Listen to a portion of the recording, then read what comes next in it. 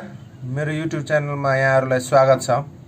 आज BBS first इयरको bank reconciliation statement यो च्याप्टरको जुन नाम छ accounting for cash and internal control भनेर च्याप्टर 6 मा दिएको छ। यो हाम्रो एक्जाममा टियुको एक्जाममा 8 देखि 10 मार्कमा सोध्ने गरिन्छ। अब यो बैंक रिकन्सिलिएसन स्टेटमेन्ट भनेको के हो?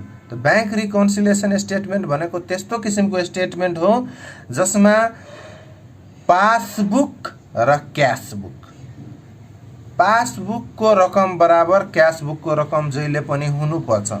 तर विभिन्न कारणहरूले गर्दाखेरि क्यासबुकको रकम बराबर पासबुकको रकम हुँदैन।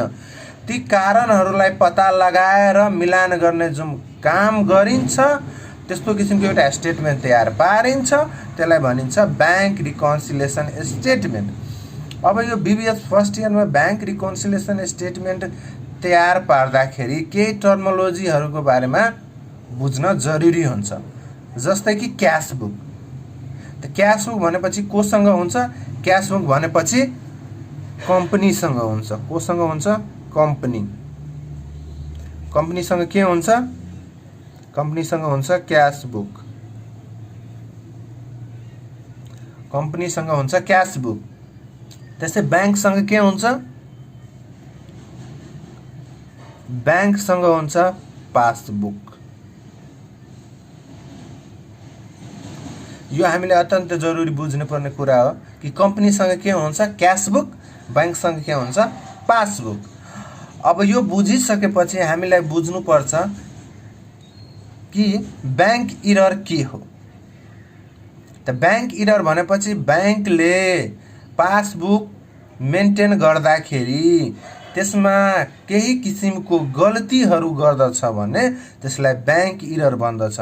फर इक्जाम्पल, यदि बैंकले पासबुकमा सर्भिस चार्ज 2000 काट्नुको सट्टा 20000 यदि काट्छ भनेदेखि पासबुक घटिहाल्छ। यदि त्यसै गरी इन्ट्रेस्ट यदि 2000 पासबुकमा एड गर्नुको सट्टा 20000 एड गरिदिन्छ भने पासबुकको ब्यालेन्स बढिहाल्छ। भने त्यस्तो किसिमको गल्तीहरूलाई हामी के भन्छौँ? बैंक इरर भन्छौँ। अब बैंक इरर बुझिसकेपछि बैंक सर्भिस चार्ज। अब बैंकले हामीहरूलाई विभिन्न किसिमको सेवा सुविधा दिइराखेको हुन्छ। जस्तै कि पानीको बिल, बिजुलीको बिल, मोबाइलको बिल तिर्ने काम कसले गर्छ? बैंकले गर्छ। ती सेवा सुविधाहरू दिएको बापत केही चार्ज काट्ने गर्दछ, जसले गर्दाखेरि के हुन्छ?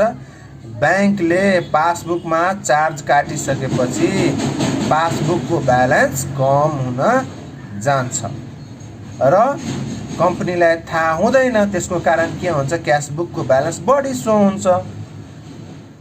अर्को, note sufficient fund.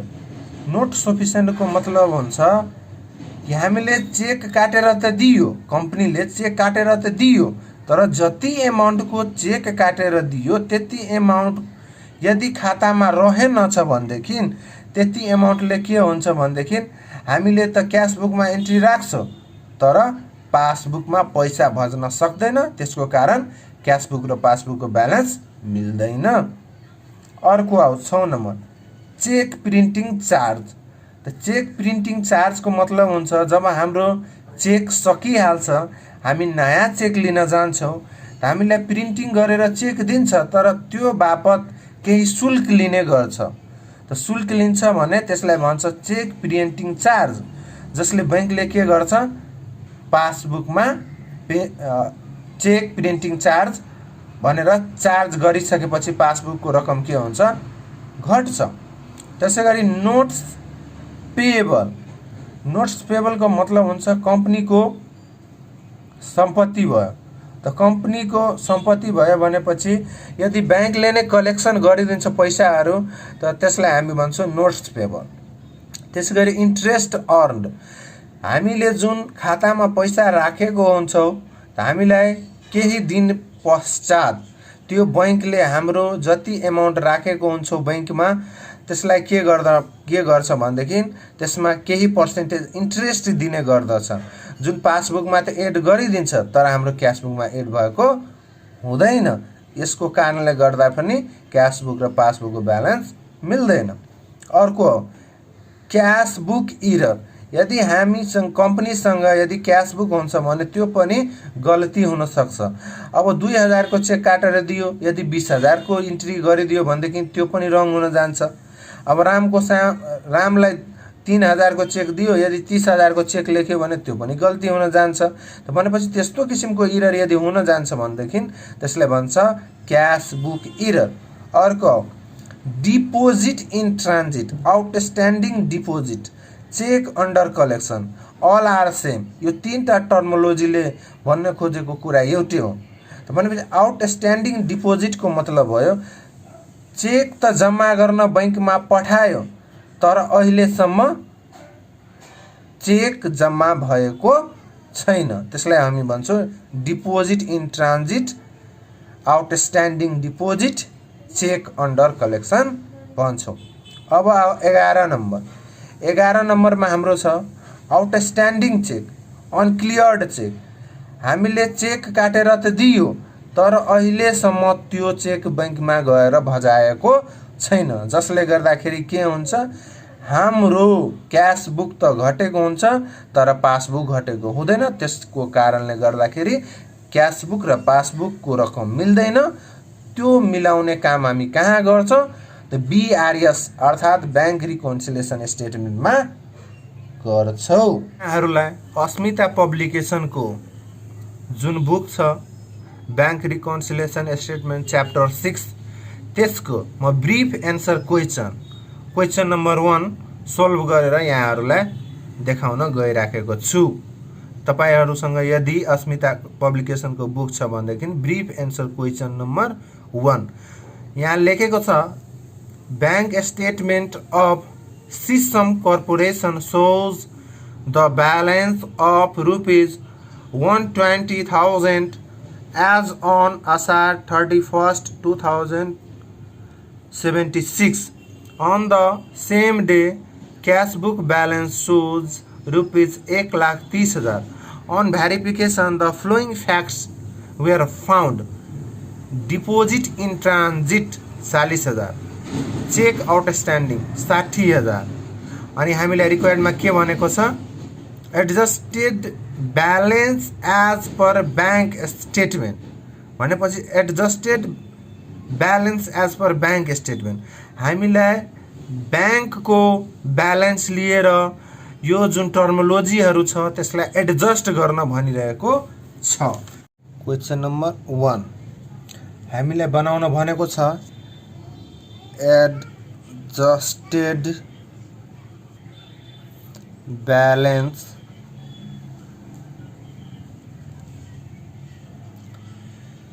as per bank statement। सबभन्दा पहिले हामी फर्मेट बनाउँछौँ जसमा हामी लेख्छौँ पार्टिकुलर, यहाँ लेख्छ अमाउन्ट।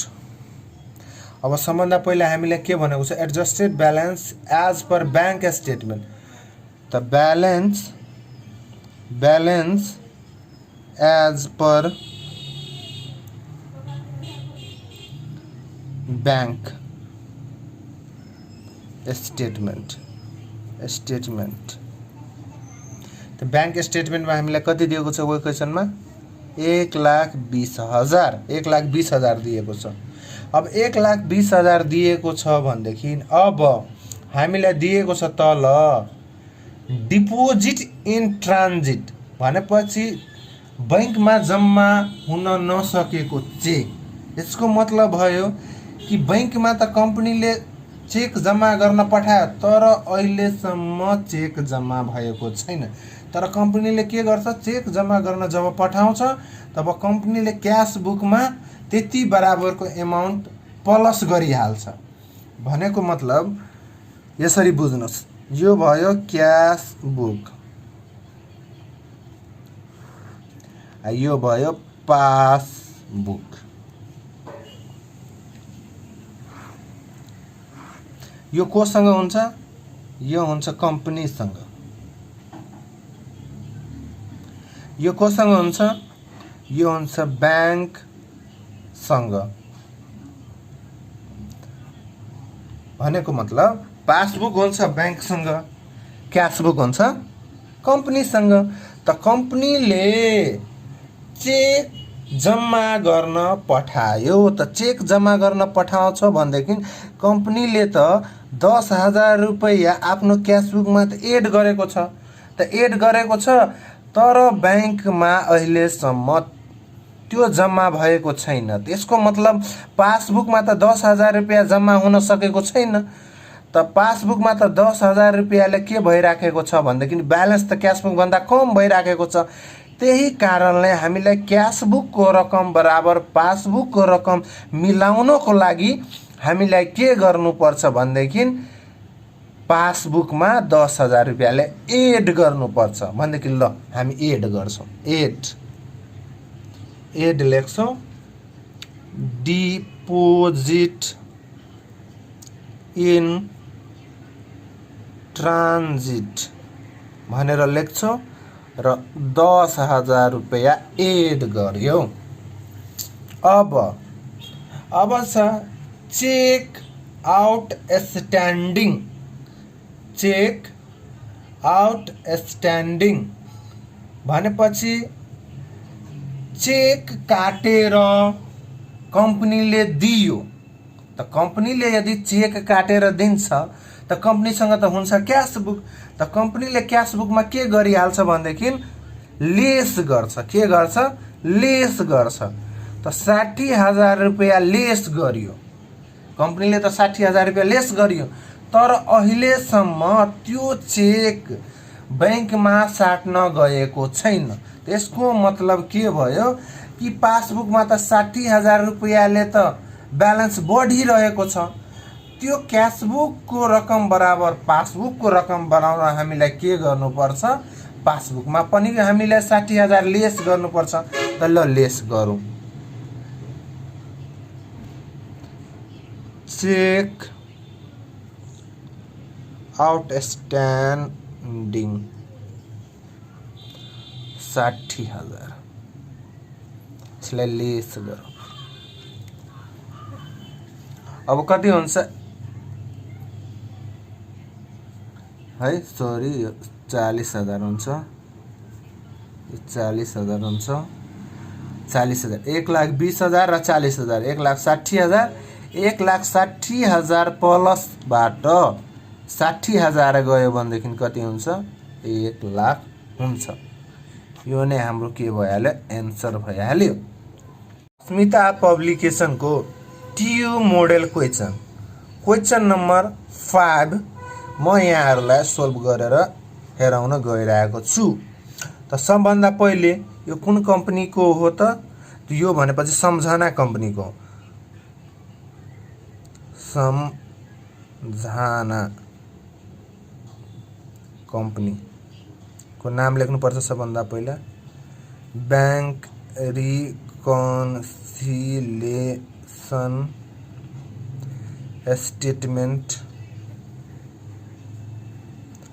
स्टेटमेन्ट लेख्नुपर्छ। अब कुन डेट दिएको छ त? यसमा डेट दिएको छ एज अन चैत्र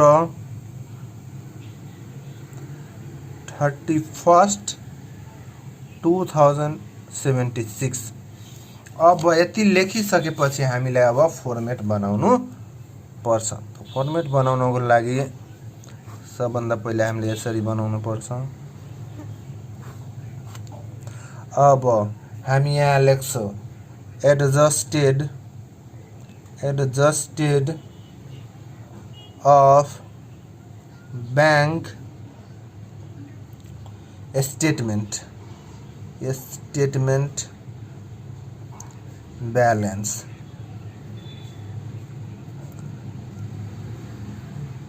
यहाँ हामी लेख्छौँ अमाउन्ट। यहाँ हामी के लेख्छौँ? अमाउन्ट। त्यसै गरी यो साइड एडजस्टेड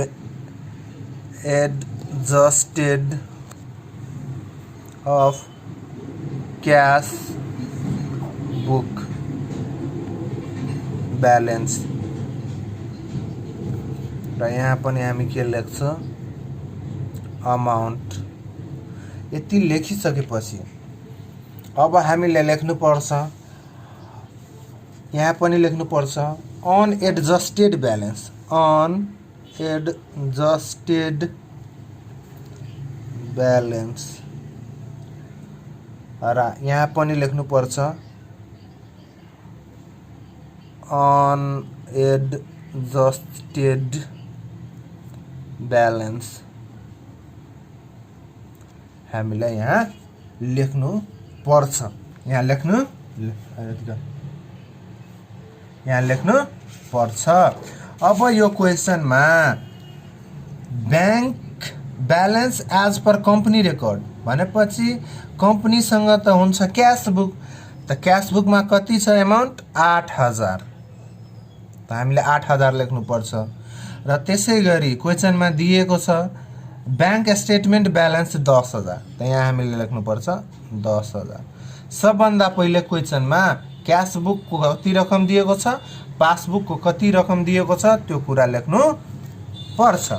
अब यति लेखिसकेपछि अब लेख्नुपर्छ यहाँ एड,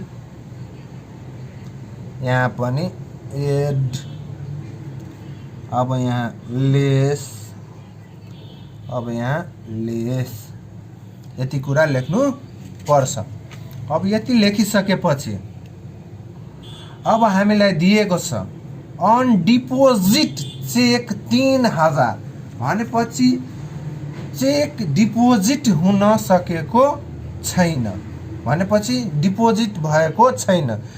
त कम्पनीले के गर्यो भनेदेखि कम्पनीसँग त हुन्छ क्यास बुक र बैंकसँग हुन्छ पासबुक।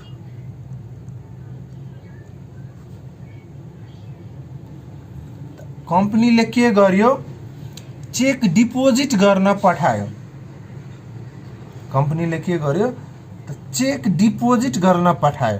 त कम्पनीले चेक डिपोजिट गर्न पठाउँछ त कम्पनीले आफ्नो खातामा 3000 रुपैयाँ ब्यालेन्स त बढाइहाल्छ, तर पासबुकमा अहिले बढेको छैन। त हामीलाई मिलाउनको लागि 3000 बराबर 3000 ल्याउनको लागि हामीलाई के गर्नुपर्छ पासबुकमा पनि एड गर्नुपर्छ। त पासबुक कहाँ हुन्छ बैंकमा हुन्छ, त बैंकमा गएर हामीलाई लेख्नुपर्छ डिपोजिट इन ट्रान्जिट, लेख्नुपर्छ डिपोजिट इन ट्रान्जिट भनेर हामीले लेख्नुपर्छ 3000 हेराउनु पर्छ। अब जाउँ अगाडि। बैंक सर्भिस चार्ज भनेको छ चैत्र 100 रुपैयाँ।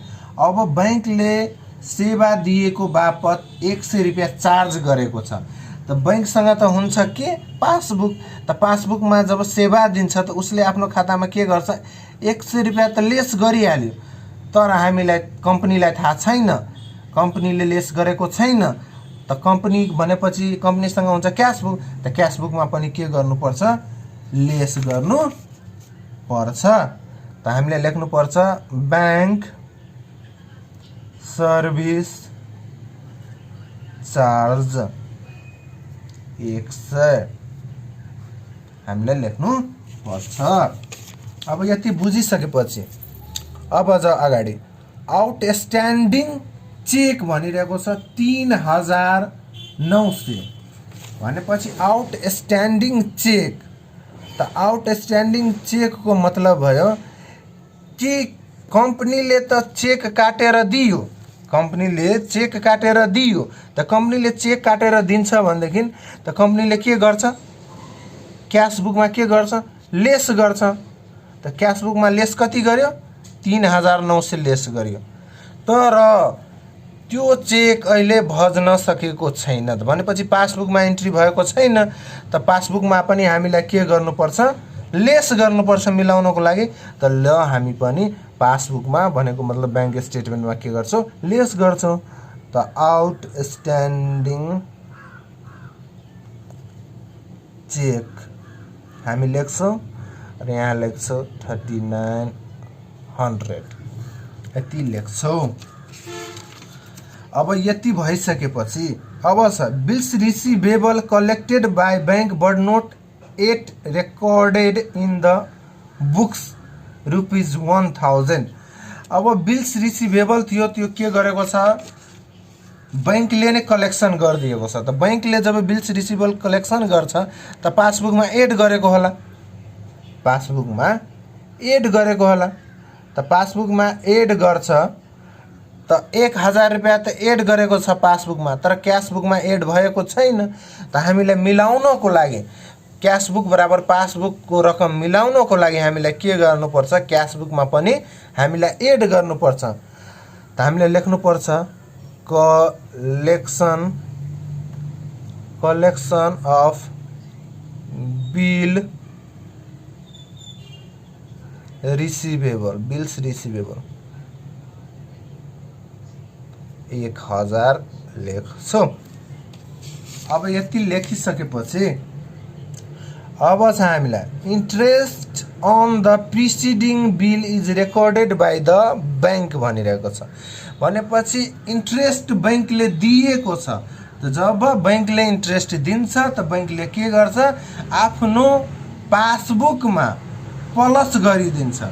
त पासबुकमा प्लस गरियो त 200 रुपैयाँ प्लस गरेको होला, तर क्यासबुकमा कम्पनीलाई थाहै छैन। त मिलाउनको लागि के गर्नुपर्छ, क्यासबुकमा पनि एड गर्नु पर्छ। त हामीले लेख्नुपर्छ इन्ट्रेस्ट अन बिल लेख्नु पर्छ। त लेख्नु पर्छ 200। अब हामीलाई के गर्नु पर्छ भन्देखि अब हामीलाई अब एडजस्टमेन्ट छैन, हामीलाई टोटल गर्नु पर्छ। त टोटलमा हामी यसरी टोटल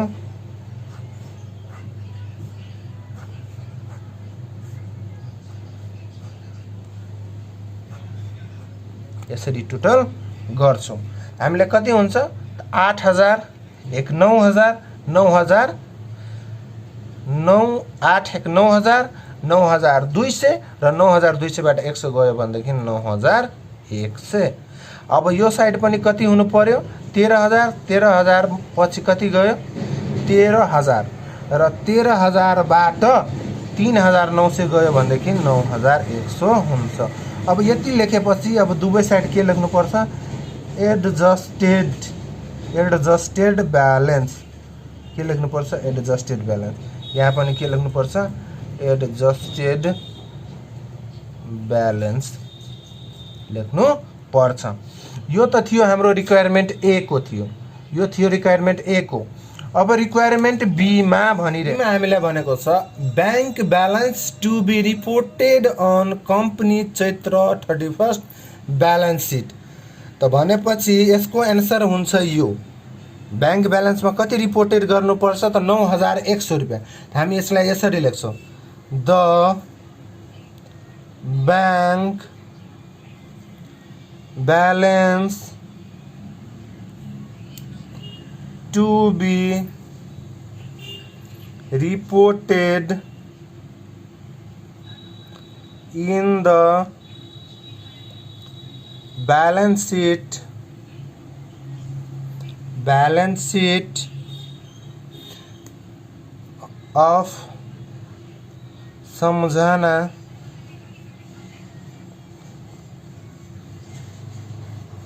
कंपनी इज RS 9100। यो हाम्रो भयो बी को रिक्वायरमेन्ट।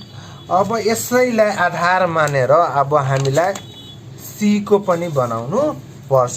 त सी मा भनेको छ हामीलाई जर्नल इन्ट्री बनाउनको लागि। त सबभन्दा पहिले जे भनेको छ त्यो हामीले लेख्ने। त हामी सबभन्दा पहिले के लेख्ने, जर्नल इन्ट्रिज।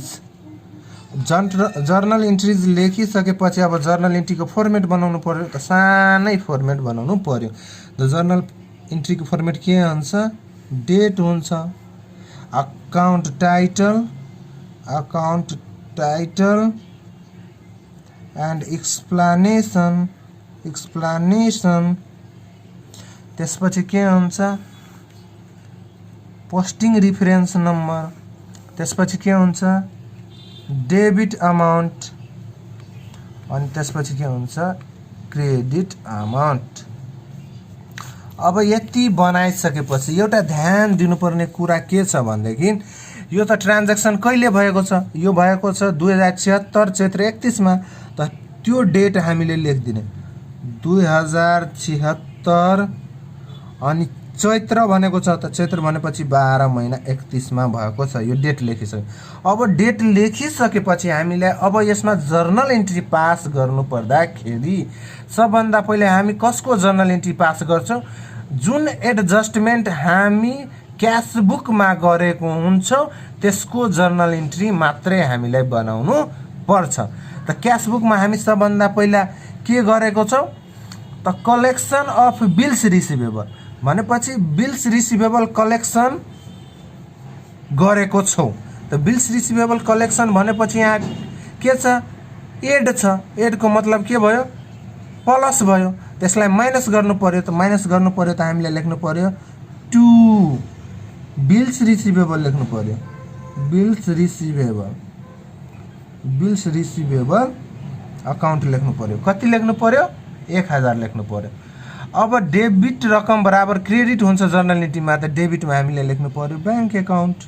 सिम्पल छ, बैंक अकाउन्ट डेबिट। यहाँ पनि हामीले लेख्नु पर्यो 1000। अब यति भइसकेपछि अब हामीले अर्कोमा इन्ट्रेस्ट अन बिल छ। त भनेपछि इन्ट्रेस्ट अन बिल भनेपछि इन्कम भयो।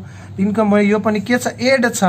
त्यसलाई के गर्नु पर्यो, लेस गर्नु पर्यो। त लेस गर्नु पर्यो भने के लेख्नु पर्यो, 2 इन्ट्रेस्ट इन्कम लेख्नु पर्यो। इन्ट्रेस्ट इन्कम कति छ, 200 रुपैयाँ छ। र हामी डेबिटमा के लेख्नु पर्यो, बैंक अकाउन्ट लेख्नु पर्यो। डेबिट 200। अब के भयो भनेदेखि हाम्रो दुईटा भयो। अब त्यसपछि चाहिँ बैंक सर्भिस चार्ज छ। त बैंक सर्भिस चार्ज के छ, लेस छ। त्यसलाई के गर्नु पर्यो, लेस छ भने एड मतलब डेबिट गर्नु पर्यो। त लेख्नु पर्यो bank service charge account DR 100 to bank account 100।